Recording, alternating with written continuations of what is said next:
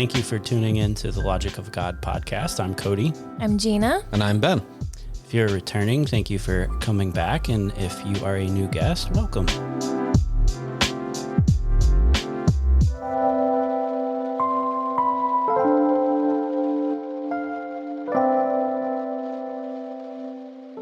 So, Abraham's dead. Finally.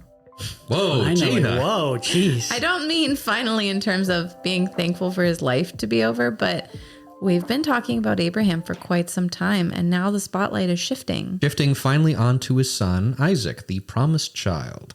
It doesn't stay there very long, though. No, actually, it moves on pretty quickly to Jacob and Esau before immediately going back to Isaac for a little bit. The Bible doesn't really talking about Isaac very much. It only talks about him when it needs to, but it really wants to get to Jacob. Yes. So, Isaac settles at Bir Lahai-roi. I don't know how to say these words. Lahai-roi. So we talked a little bit about the sons of Ishmael and the descendants and all that. I don't think we need to go too much into that here. But it's interesting the connections already that are starting to form between Isaac and Abraham. For one, Isaac and Rebekah have trouble conceiving. And it's ironic. This is God's sense of humor in the Old Testament. He's, hey, Abraham, I'm going to make your offspring outnumber the sand on the beach. And then he's just kidding. You're going to have to work for it. The difference, I think, is that Isaac prayed for his wife and it worked. Yeah, in this instance, there's not a very big journey or a lot of time, it seems. Effectively, what it says in Genesis chapter 25, verse 21, it says, Isaac prayed to the Lord on behalf of his wife because she was childless. The Lord answered his prayer, and his wife, Rebekah, became pregnant. Now, yeah, that's nice that not much seemed to happen. It's interesting, though, there are some other traditions around this. We're going there. We are going there. Now, to start with, I want to look at the Targum Onkelos, which is an Aramaic translation of the first 5 books of the Bible that was written around the early 2nd century AD. And it's very good. I've actually been reading it recently, and I really enjoy it. It doesn't have a lot of additional Jewish commentary injected into it, but there's just enough done at points to give you some clarification. And there are a few things that are slightly different. The chapter layout is pretty much the same. The verse layout is pretty much the same, but they'll sometimes add a few details. And what's interesting is, again, in Genesis chapter 25, but this is from Targum Onkelos, Isaac prayed to or before Adonai, across from or opposite his wife, for she was barren. Adonai granted his prayer, and his wife Rivkah conceived. Now, this gives a lot more of a kind of intimate image. They were across from one another, and Isaac prays for her. It makes it feel a lot more real and personal. This isn't just something he did somewhere. They were together, and it says both in the Bible and in Targum Onkelos that Isaac really loved Rebekah, and so it gives this very close, intimate feeling between the two of them. Like, it's very clear that they loved one another, and Isaac was present with her, and this bothered him, and this is something he really longed for, both for her and her for him. Then there's Targum Jonathan, or Targum Pseudo-Jonathan, because to be fair, this is not the actual Targum Jonathan. Don't want to mix the two up. Targum Jonathan, I believe, is specifically a writing on the prophets, written around the same time as Targum Onkelos. Targum Pseudo-Jonathan, it's really debated when it was written. But it's not really debated that it's hot trash. Oh, no, it's horrible. and mildly inappropriate. Yeah. Yeah, so this is like the really Aramaic commentary fanfare that turns into spicy romance. Yeah, so this is an excerpt from Targum Pseudo-Jonathan. Parents, cover your kids' ears. And Isaac went to the mountain of worship, the place where his father had bound him. And Isaac in his prayer turned the attention of the Holy One. Blessed be he, from which he had decreed concerning him who was childless. And he was enlarged, and Rivkah his wife was with child. Now, to be fair, that sounds really bad. I believe the term he was enlarged doesn't actually mean he got an erection. I believe what it means is his family was increased, or the ability to increase his family was given to him. But still, it doesn't sound good. It makes us all uncomfortable. It made me very uncomfortable when I read this. I took a screenshot of it and sent it to Cody and Gina immediately when I saw it. You didn't send it to me. You sent it to him because you were like, this is awkward. Oh, yeah, but I knew he was going to share it with you, too. It just didn't seem something good to send on a group chat. But I never thought we'd be talking about this on this podcast. it's very inappropriate. Oh, Scandalized. scandal. I feel so lewd. But yeah, to be fair, it just sounds lewd. It sounds bad. That's not what it's saying. But still, there are a lot of details. Setting that aside, there's a lot of details in Targum Pseudo-Jonathan that just don't work. It doesn't make sense that Isaac would go back to the place where he was sacrificed. And he turns his eyes up to heaven, and suddenly, lo and behold, he and his wife are able to have children again. There's a lot of details that don't make sense and aren't present in the original text. Listen, And Jesus is the only human being that was conceived without an act of intimacy. So the mountainside thing with the Lord, no. it feels weird. But the main reason I bring this up is we've stressed in the last episode the importance of translation and how different the different translations can be. And that's one of the reasons why I enjoy Targum Onkelos so much, because it's an Aramaic translation that was done in the 2nd century, specifically from the original Hebrew, and it was done by Jews, and there's a little bit of commentary added in there, just enough to clarify points. And the points at which it differs from the Bible are small, and they don't really conflict with anything. And if anything, it's just trying to build on or include a little bit of Jewish tradition, but not an enormous amount. And that actually does beg the question about what makes something a good translation. How much of the writer's opinion should be included in a translation, and how exact word for word should a translation be? I think Onkelos is a very good example of, I don't think it's a perfect translation. And I do think maybe it does stray a little bit too much from the text at times. But what it includes is stuff from Jewish tradition. And it's not an enormous amount. It's not like Jubilees, which adds a lot and introduces entirely new characters, like introducing Satan into the story of Abraham and Isaac when they're going up to the altar. It just adds a little bit for context. The thing that I appreciate about alternatives to the Bible, and that sounds weird, I don't like the way I said that, extra biblical material that doesn't go outside of what the Bible is saying, but maybe adds some detail, especially for the relationship between Isaac and Rebekah. The very first time that we saw intercessory prayer was actually over Rebekah and Isaac's marriage. That was when Abraham's servant went to that land and found her and prayed that God would make it successful and give him signs and all of that. So you had the intercessory prayer there, and you saw where God was asked to favor Abraham or bless Abraham. Then you see this next example. This is the second example of intercessory prayer. And you have this promised son praying over his wife and asking God to make her fruitful. It's interesting for a couple of reasons, but I really like the intimacy of this explanation in this other text, because sometimes it's hard to imagine how ancient people would have behaved. There's like kind of this misconception that they were stupid, or maybe that they were cold and uncaring, or they had marriages out of transaction instead of out of love and all of that. Isaac's story is unique. And then the fact that he's praying intercessory prayer over his wife, it's interesting because he had to have known that he was a promised child that was going to pave the way for future generations for the Lord and have this promised land and all of these great things. And lots of children is the assumption. And so why would he feel the need to pray to God? And I think that should humble us. Like when we have expectations or God has made us a promise, it doesn't mean that we should stop praying for it. It doesn't mean that we should take out the relationship aspect between each other as people, and then also between God and ourselves. And that's something Cody and I have struggled with lately, just the promises that God has made to us specifically, and figuring out how those are going to work themselves out, but then not necessarily praying about them too much. So it was a good reminder for me. Well, and for your guys' story, it is fascinating. The promises God gave to you, literally from the voice of God, they were a while ago now. It's been years. And it's interesting that the promises made to Abraham concerning his descendants took a very long time to get fulfilled.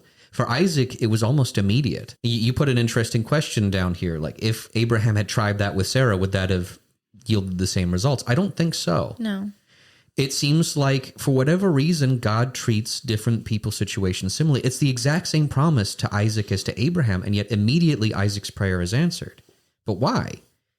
And what's also interesting is that, again, with the land that they were called to occupy, that was given to them as a promise, once again, Isaac is a sojourner in this land.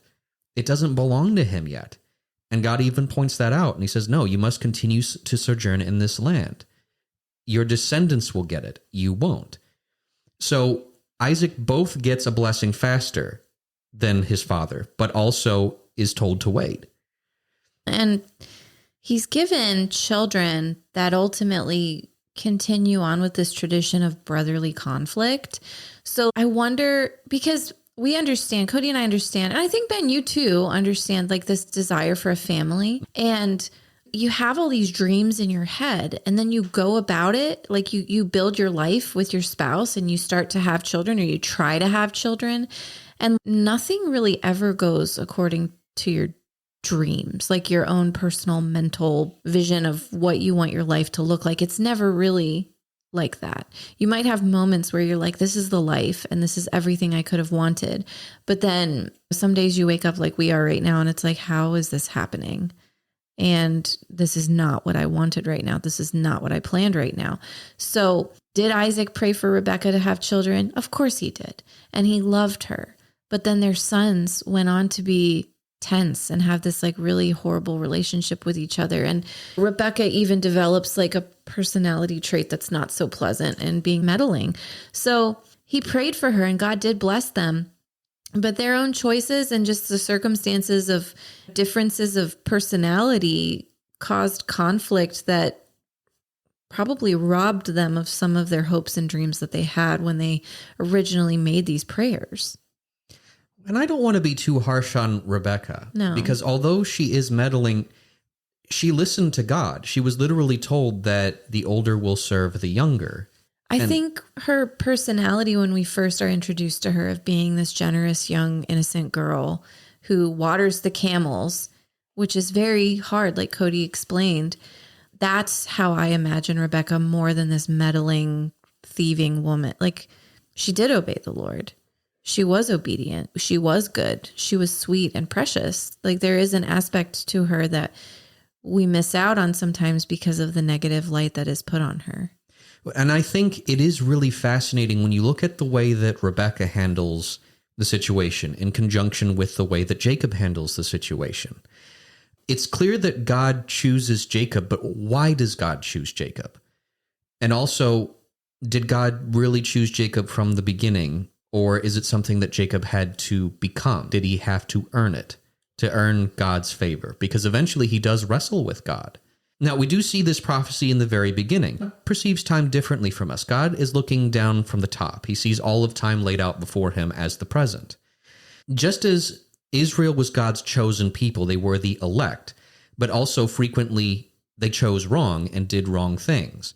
And we can't say that every single Jewish person went to heaven. They weren't chosen in that way. Can we honestly say that Jacob was chosen in the same way from the beginning, or did he become the man that he was chosen to be? But you have in verse 23, the Lord tells Rebekah, 2 nations are in your womb, and 2 peoples from within you shall be divided. The one shall be stronger than the other. The older shall serve the younger. Like, we know right away, before these boys are even born, that God has said that there's going to be a conflict. Mm-hmm. Could you imagine if I was her and I was pregnant with twins and God was like, hey, just so you know, they're going to hate each other and it's going to be super divided and the older is going to serve the younger and that's not culturally normal and all of that. Like, I would dread having those babies. Like, it would suck to have that pregnancy and to know that's God's promise over my kids. There is still some question about whether or not God forced things to be this way. I don't believe that he did. I think this is descriptive. I think that he was describing the way the future was going to be, not the way he wanted it to be. And the reason that I say that is because I think it's entirely possible Esau could have been the one who produced the offspring who would have become the Messiah. Like, that, I think, is effectively what Jacob is taking from Esau. I think everyone's heard the stories. Esau was out, he was hunting, and he comes back and he's starving, and Jacob has this little pot of red stew. I have the recipe if you like it. I would love some of Jacob's wonderful lentil stew. Jacob is like, hey, Esau, you want to eat? And Esau's like, yeah, I'm starving. I'm going to die. And then Jacob's like, give me your birthright. I'm going to die anyway, so what's the point? Sure, go ahead. Now, it's weird because in the future of the story, it's not like all of Isaac's possessions go to Jacob. Jacob gets independently wealthy. Like he becomes very wealthy and has flocks and herds. I don't remember if when Isaac dies, all of Isaac's possessions go to him. I don't think that's what it says. No, birthright's usually the inheritance, you 2/3. Yeah. But we don't really see that. And so I think more of what this is talking about is the honor of who is effectively the one who passes on the patriarchy. Like it's Abraham, then Isaac. And Isaac is the chosen one. He is the chosen offspring of Abraham. And there were a lot of other sons of Abraham, but Isaac is the one who is chosen.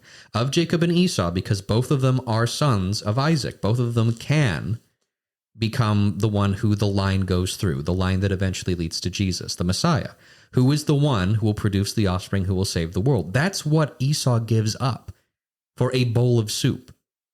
Yeah, I think that's where you see the character of Jacob, Israel here, and the conflict of Jacob, Israel, Esau, Edom. You have a material viewpoint from Esau, and that's made prevalent right here in 25 of he is very in the now, so to speak, like trades his birthright for a bowl of stew. And this development that the author of Genesis would have known beforehand coming into it to develop the character even further. But you have Jacob, who, on the other hand, seems to be mindful of what the blessing is and what it means and has this kind of kingdom mindset. And I think the wrestling with God story that we'll cover later on proves that he doesn't give up until he receives that blessing from God. It's not about material possessions. It's not about the here and now. It's almost that future blessing that he knows is going to come from that line and has more of a kingdom mindset than Esau does. When I think about Jacob's personality in his older age, like in just the story of Joseph, he has that kingdom mindset, but he's also very gentle-hearted.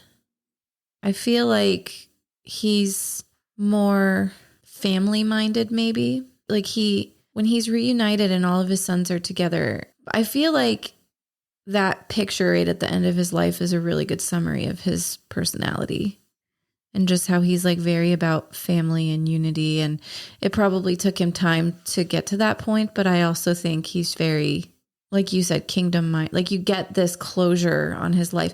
And like we were reading Obadiah, the book of Obadiah, which talks a lot about Esau's character more than I think this book of Genesis does. Like you get pictures from other places of Esau and it's not flattering. No, and that's the story of Jacob I love so much just because it is the epitome of what I think God wants in character from us. Like he's not perfect by any means, but he seems to have a future mindset and a heart to pursue what is right. Like the birthright and the wanting to be a part of something greater than himself is correct. And it doesn't seem to be over material possessions because right after he gets the blessing from Isaac, he runs away. And that's where he meets Laban and his future wives and all of that. But it doesn't seem like he's getting the material inheritance from Isaac there. He has to work for his material possessions later. So it seems to be all future mindset, all future blessing that he wants to be a part of something greater than himself. Also, I think that what you said, Ben, like it being descriptive instead of prescriptive is right, except for the older shall serve the younger, because that seems to be a theme for the Lord. He seems to generationally make people rethink their status. I think it's a humility tactic, but I do think that it's evidence of God's sovereignty because we see that repeated through visions and dreams and prophecy generationally throughout the Old Testament. And so that's the one part where I wanted to point out, I think it might be prescriptive because it seems to be a God-ordained pattern. I think it's interesting you say that. It probably is both. What's interesting about Jacob is that he's a man who struggles, and he struggles against everybody. And in the end, he even ends up struggling against God. And so when it's talking about the older shall serve the younger, I think it's pointing out the fact that Jacob is going to struggle against Esau and Jacob is going to win. Now, there's no fight as far as we see in the Bible. There is some in Jewish tradition. There's a lot. Yeah. And God willing, we'll get to that. But I think it's very interesting, again, going to Targum Onkelos, and there's a reason I love Targum Onkelos as much as I do. This is Targum Onkelos on Genesis chapter 25, verse 27. The lads grew up. Esau became a skilled trapper, an idle man, a man of the field, a man going out to the field. Yaakov, meaning Jacob, was a wholesome man, living in tents, serving in the house of study. Now, this is something that is still in the Bible. It talks about how Esau goes out into the fields and he's a trapper, and Jacob stays home in the tents. That's verse 27, just so if you want to look up. Genesis 25:27 tells the same exact thing. But there's a little bit more detail. They add some commentary to it, talking about how Esau is an idle man, being a trapper, and Jacob is a wholesome man, and he stays in the tents to study. He wants to learn, to gain information. And this is actually something that we see manifested later in his story where he visits his uncle Laban. And he is a very productive person, and he has an understanding of the breeding of sheep and how to condition them to do the things that he wants to do. He has an understanding of the world that a lot of people don't, because he's dedicated himself to understanding. Now, again, this isn't in the original text. You can read Genesis chapter 25, verse 27. It doesn't specifically say that Jacob is a wholesome man and the reason he stays in the tents is to study. But it's an interesting additional detail, and it shows the Jewish understanding, the reading of this, that Jacob was a man who wasn't physically active. He wasn't physically strong, but instead he focused on wisdom and understanding and learning. And he was a quiet man. Which goes to what you were saying, Gina, the idea that he was a gentle soul. And that really is what he is. He doesn't actively seek conflict. And we see that the only time he seems to have actual conflict is with God. Men, please note that the man's man is not the blessed man here. Yeah, and I think there's a reason that Isaac really liked Esau. It says Isaac loved Esau because he ate of his game, but Rebekah loved Jacob. And maybe on paper, especially in the ancient world, it makes a lot more sense to choose the guy who's more traditionally masculine, the guy who goes out into the field and he's a big, hairy man. Yes, a big, red, hairy man. Big, red, hairy man. But that's not... Man looks at the outward appearance, the Lord looks at the heart. And that seems to be what these two twins personify. I do want to ask a question here, because I think Cody might have looked into it, but I didn't. What is the significance of Isaac being born holding Esau's heel? I didn't look into that. Do we know? I wanted to, but I didn't. So I would say that actually shows the struggle immediately, and is also the idea that even though Esau was born first, Jacob is trying to pull him back down. It's basically personifying this idea, this prophecy that was said, the older will serve the younger. There are two nations struggling against one another. And it shows that Jacob isn't going to take this lying down. Esau may have been born first, but Jacob doesn't let go. Now, there is the interpretation of Jacob's name, and some say it's grasper or supplanter, and some say it's deceiver. Really, both work for him, because he does act fairly deceptively. And I have heard a lot of people insult Jacob in a lot of ways, talk about how underhanded and scheming he is. And in many ways, he is.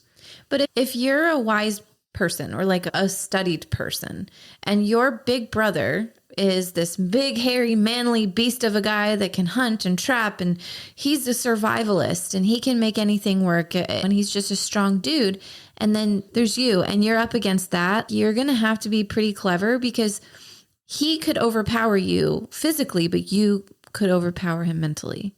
So like the stew thing, I don't blame him for, because he's speaking the language that Esau understands, which is food and the earthly things. And I think there are just a lot of people who struggle, rightfully, with the idea that Jacob lied to get the things that he wanted. He cheated. He manipulated. Lying is a sin. And yes, it is. But that's ultimately why Jacob wrestles with God. He's not earning the things that make him the son of promise the same way that Isaac was. He isn't earning his position as one of the fathers of Christ. And you don't hear about the motive here, like being grandfather Abraham was promised and we must live within the promise of the Lord. No, you don't hear. That's not what they're fighting over. Like, we don't know that for sure. No, and again, why I like Targum Onkelos is that it's hinting that Jacob has an understanding of the magnitude of this blessing. And it's not the material possessions, like you said, Cody. It's the promise of the future that he wants, because he understands what it is. And it's clear that Esau doesn't, and he doesn't appreciate it because he gives it away for a bowl of soup. There's a heritage there that's promised that is very precious, and Jacob has a stronger understanding of that than Esau. So the heel for me where I wanted to take that and make connections was how the serpent is going to strike the hill in the proto-evangelion. But also, like, you look at the life of Jacob and this idea that he's the deceiver, and that's the ha-satan mentality there. And I think it's Matthew somewhere, we're told to be as wise as serpents. Like, we're told to use our brains and outwit people as well. We're supposed to be as wise as serpent.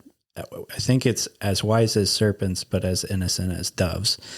And maybe Jacob wasn't as innocent as a dove here, but he is also using his wit throughout his story of bettering himself and furthering on the covenantal promise. Like, he's chasing that covenantal promise, and Esau doesn't seem to care about it. Yeah, it's very interesting to just process that.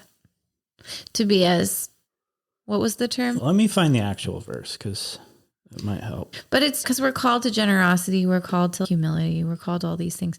And we think about like lions and lambs. And I think about that show you told me about where the lambs, like the sheep, are just stupid and they're dying. And what is that show? He's in the UK and he's an older comedian. And Clarkson's Farm. Yeah, Clarkson's Farm. And he gets sheep and he regrets it. Yeah, because they're stupid and they're disease machines. Mm-hmm. And if you try to herd them, they will always go in the way you don't want them to go. So I think about like that connection for me with biblical sheeps with their shepherd. And I'm like, oh, God thinks we're so stupid. But this is an interesting turn of phrase for me to be like wise, and I know Solomon was blessed for asking for wisdom. No, and I probably sound like a broken record, but we're supposed to love God with all of our mind. I see Jacob fulfilling that. You see the idea, and Jordan Peterson stole it from me, I swear to God, but like those who wrestle with God, not just physically, but like mentally, the skeptical theologians are what's needed in church today, asking the questions and doing the wrestling with God and not stopping until you get that blessing from God. Like, you've done the mental gymnastics of wrestling all of the modern day concepts and science and all this stuff, and you come out blessed outside of that where you can help these other people, and as Jude says, snatch them from the fire. But the verse I was referring to is Matthew 10:16. It says, "Behold, I am sending you out as sheep in the midst of wolves. So be wise as serpents and as innocent as doves." So you have this mentality of, we're supposed to be as crafty as the serpent in the Garden of Eden, using our brains, engaging that on how we can bring people to Christ. He's sending us out as sheep in the midst of wolves, like we're in hostile territory. And Jacob was in hostile territory. He is a sheep amongst a wolf with his brother. Like, he could devour him, probably beat the crap out of him growing up all the time. But he was able to use his craftiness to further himself, to further the cause. That's beautiful. I'm glad you thought of that. It puts a whole different perspective on this story and what we're called to do. And I think it also sheds some light on what is later said in the Bible: Jacob I have loved, Esau I have hated, or I have rejected. Jacob is the one who reached out to God. He pursued, and all of his wrestling is both for God and with God. He wrestles for God's blessings. He wrestles for the birthright, the privilege of being the one whose lineage will produce the Savior of the world. He's the one who not necessarily deserves it because he is underhanded in his actions, but he's the one who desires it with all of his heart. And when ultimately he's wrestling God and God says, let go, he says, I won't until you bless me. All that he has done is for the sake of God, however misguided or underhanded at times it is. His heart... He's demanding. Yes, he is demanding it. His heart belongs to God. And no matter what God does, no matter what God throws at him, this is what effectively the wrestling symbolizes. No matter what happens, this is what he lives for. This is what he wants. Do we desire God that bad? I don't know that many of us do. I can't say that I do, and that's unfortunate. I mean, it's a life of unsatisfaction, I think, because we're longing for something that we know from scriptures we won't physically see until Jesus returns. That is a terrible feeling to know that we're just waiting, wondering when it's all going to happen. For Jacob, he was lucky, because for those of us who long for God the way that Jacob did, we don't have even the comfort of those interactions. It's interesting how different people in the Bible find righteousness or find God. Job's struggle is forced on him, but it's through that struggle he understands his own faithfulness and righteousness, as well as the nature of God. But that's forced on him. Jacob, on the other hand, is a man who could have had an easy life. He didn't have to do any of the things that he does, but instead he chooses to struggle. He chooses to go against his brother and against his father, and eventually to run for his life against his brother and go to his uncle Laban, and he chooses to struggle because there's the woman that he loves, that he wants. And once again, he could have chosen the easy path there, just said, okay, I have Leah. But no, he wants his wife. He wants the one he loves. And he also could have just said, you know what? It's fine. Esau is the one who will produce the Messiah. That's from his line. That's his birthright. Who am I to struggle against that? But he does struggle against that. And then it's God himself who shows up. And it's clear that he's not going to win against God. God literally dislocates his hip. And he's at a disadvantage. And he struggles with him literally the entire night. And by the end of it, God says, let go. And he's like, no, I'm not going to let go. Like, he's the one who chooses that life of struggle. But in the end, he chooses it for God. And it's through that he comes to know God. So it's interesting that there's no one way to find that struggle. We can actively seek that struggle to know God, or it can be put on us. But in the end, it seems the only way for us to truly know God is through struggle.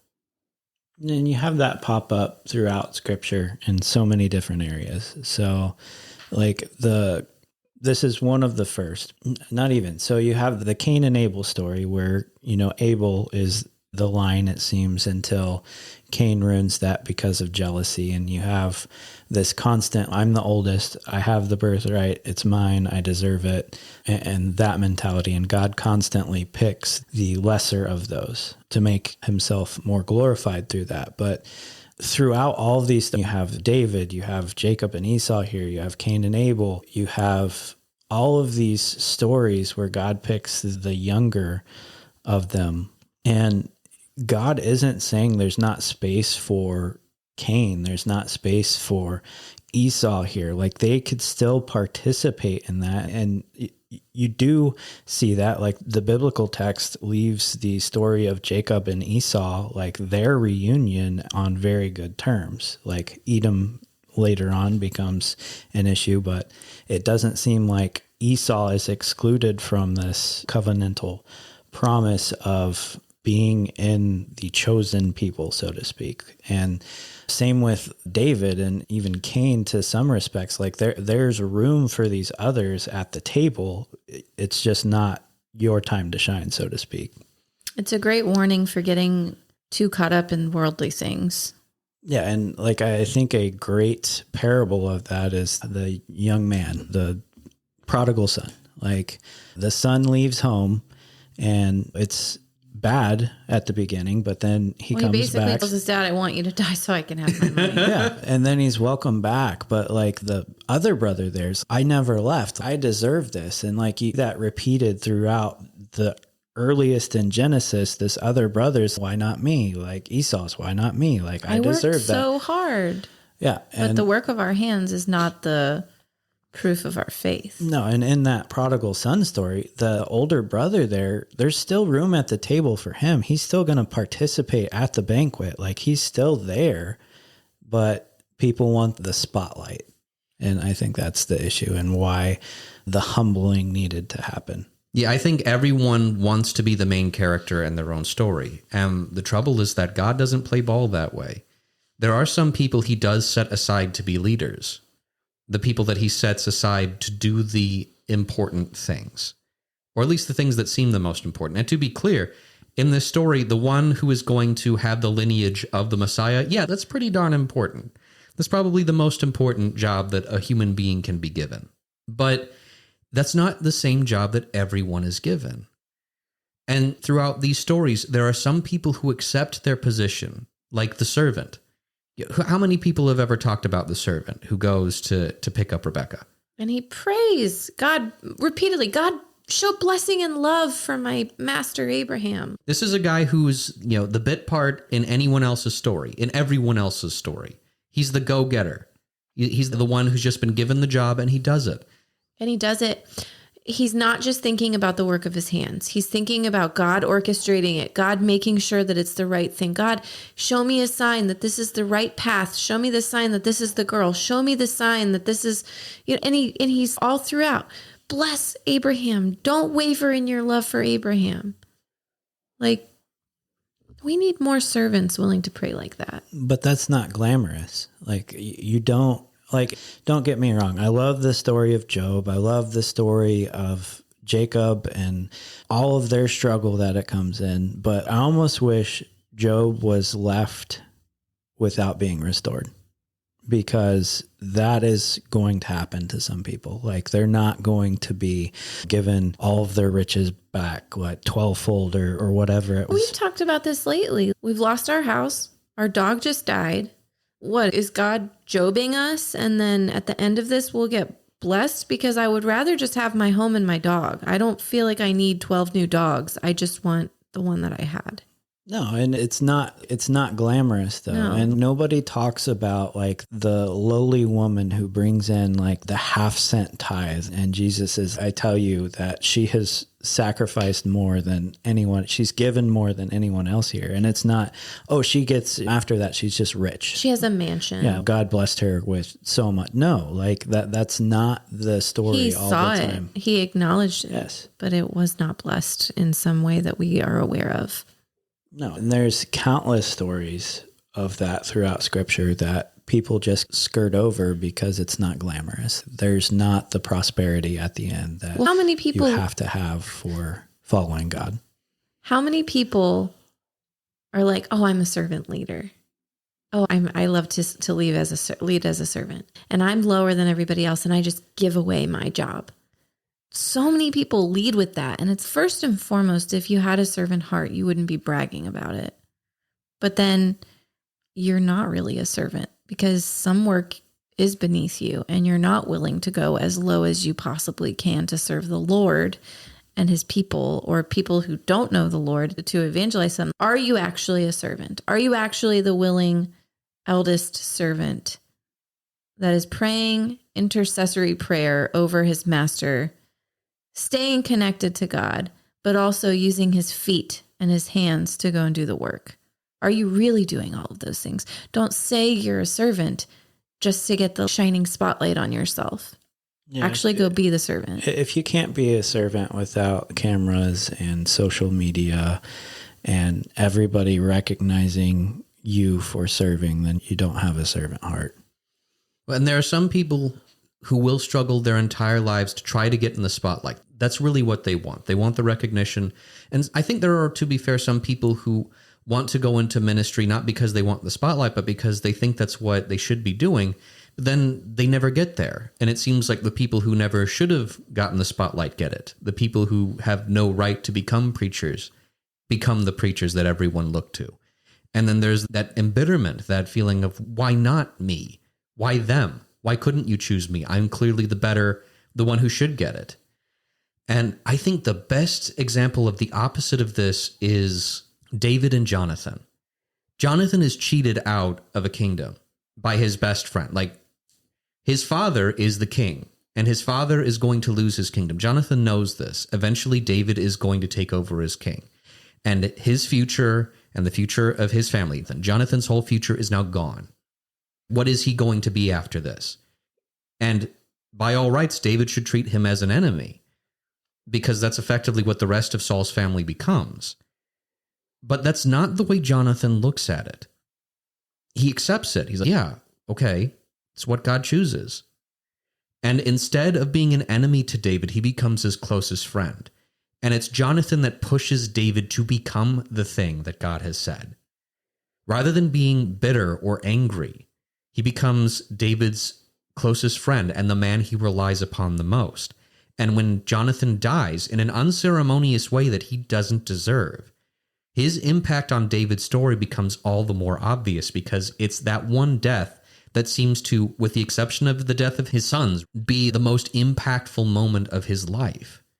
That's who you can be. God doesn't bar you from being the important person in someone else's story. And that's every bit as important. David's story is not complete without Jonathan. But do you want to be a Jonathan or do you want to be a David? As Matt Chandler says, you're not David. You're not. None of it. David is David. He's the only person who could be David.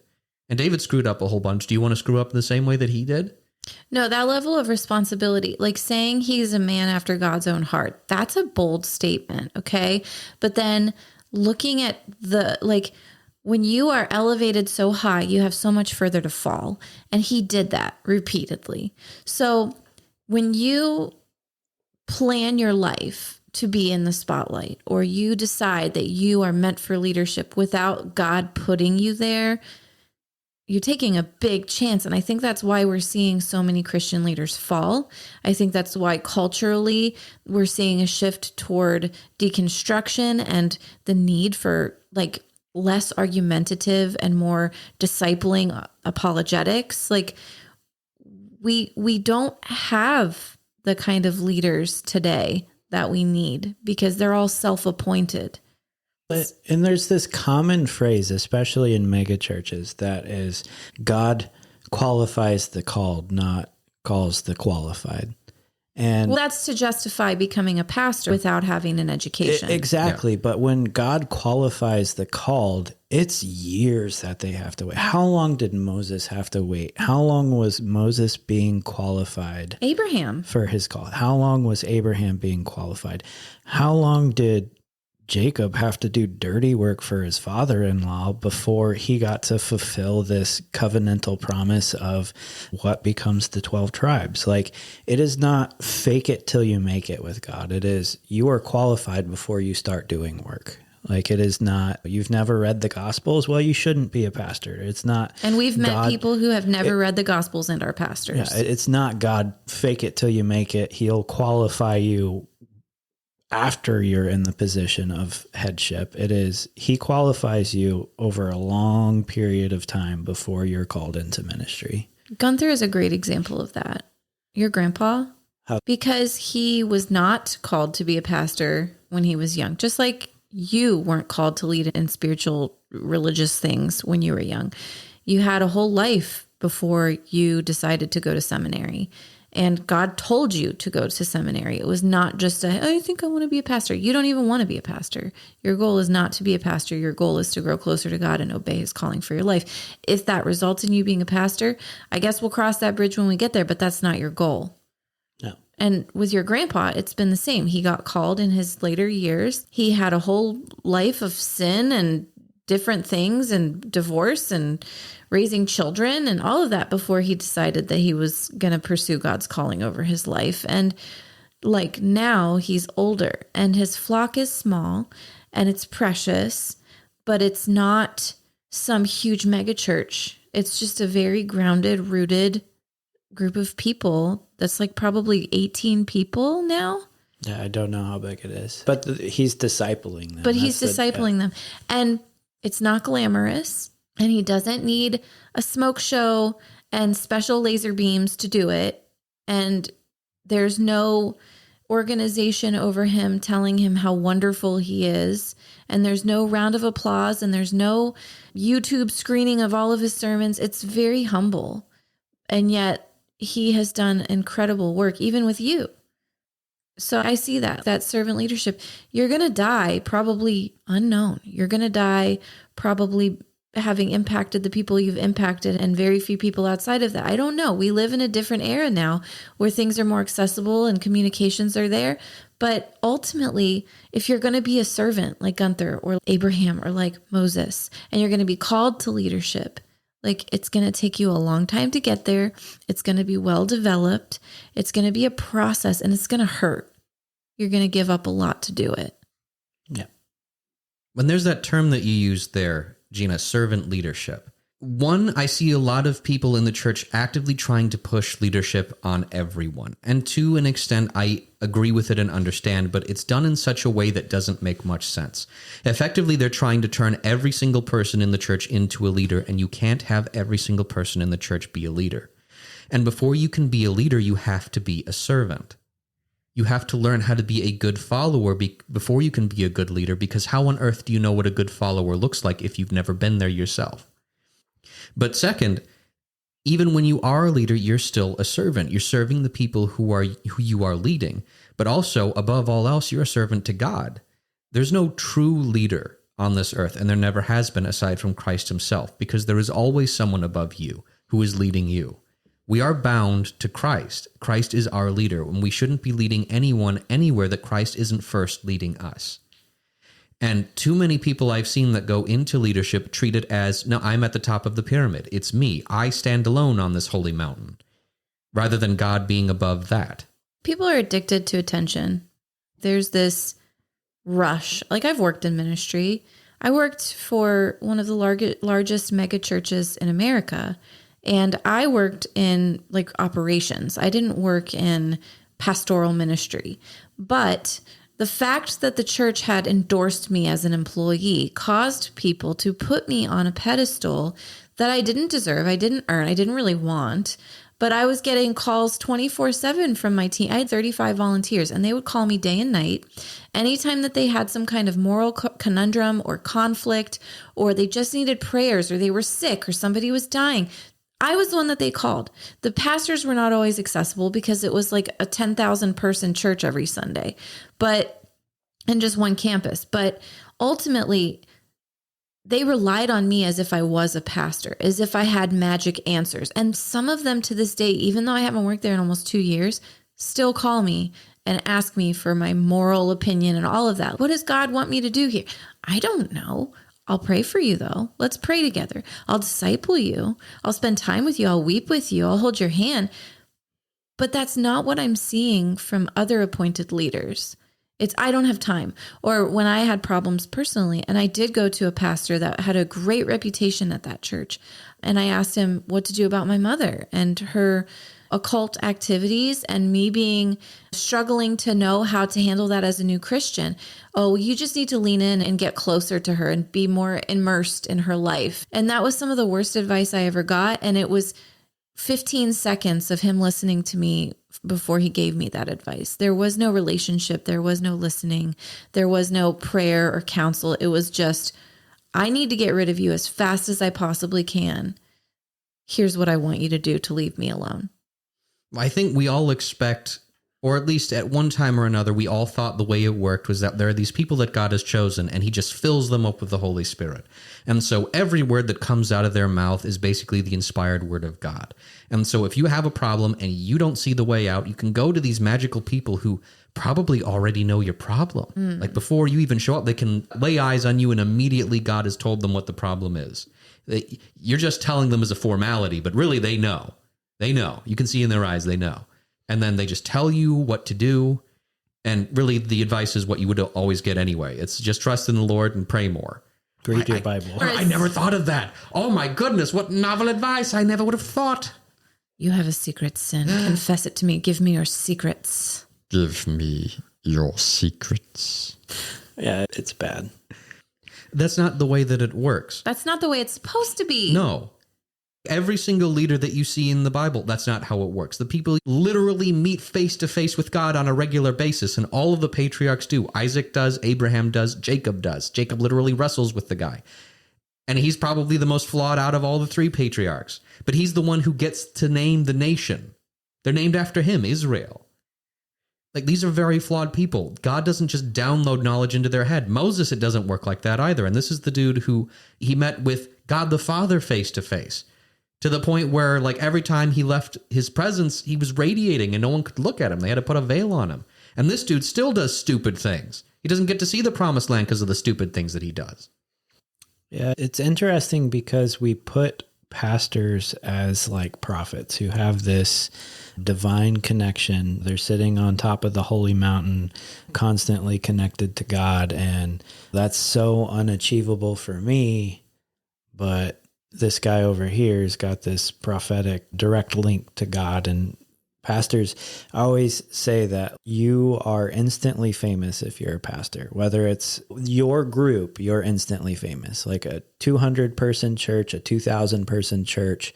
You are the most famous person in that sector. And I think that humility goes a long way. I remember when I was working for the church, the campus pastor, he used to wander around the lobby in between church services to greet people and just to be present and talk to people. And I remember watching him, and it was like he would take 3 steps in any direction and someone would stop him. And he'd be mid-conversation and somebody else would stop him. Or he'd be walking into the bathroom and someone would stop him. Or he'd be lifting a fork to his mouth to take a bite of food because he's been working for 9 hours and hasn't had a break. And somebody would come and talk to him. I feel sorry for pastors in a lot of ways because they don't have any personal space when they're in the church building, whether it's other staff members coming to them with issues or just people at the church calling and texting them constantly or just interrupting them during a Sunday service or whatever. Like, I felt so sorry for him. And I understand why survival mode would kick in and he would be like, I have to get rid of you as fast as I possibly can because I can't breathe. Like, I have no space. I'm under a microscope. In a church that big, you're under a microscope. And if you say one wrong thing, then you have thousands of people who could hear about it and have it taken out of context. I totally understand the stress and the pressure of that. And I'm so sad for that because that's not the way that it's supposed to be. I don't think churches are even supposed to get that big. But being in that leadership position is so much pressure. I had 35 people relying on me, and that was very stressful. That was a lot of pressure. So I cannot imagine having a whole flock to deal with. That's a lot of responsibility. And so knowing that, I would never want the ministry life for my children. I would never want the ministry life for us, but that's not what God has asked. And so we do what he asks. And it is hard. That's why your house has to be in order. That's why you have to know what you're talking about. And that's why it's okay to say, listen, I'm not sure, but let me pray on this and get back to you. Instead of the instant response, you're a prophet. Thank you so much for taking the time to listen to our podcast today. If you liked what you heard, please feel free to subscribe and share and leave a positive review. And if you would like to connect with us on social media, you can do so on Instagram and Facebook at The Logic of God. You can also send us an email at main.thelogicofgod@gmail.com. Thanks again for listening. We hope you have a great day.